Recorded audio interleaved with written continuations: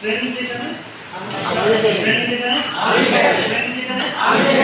Training করার মধ্যে দিয়ে জানা হয় আর জানার মধ্যে দিয়ে আস্তে আস্তে প্র্যাকটিস করে এটা মানা হয় আর মানতে থাকলে ঘটনাটা ঘটে যায় ইনশাআল্লাহ।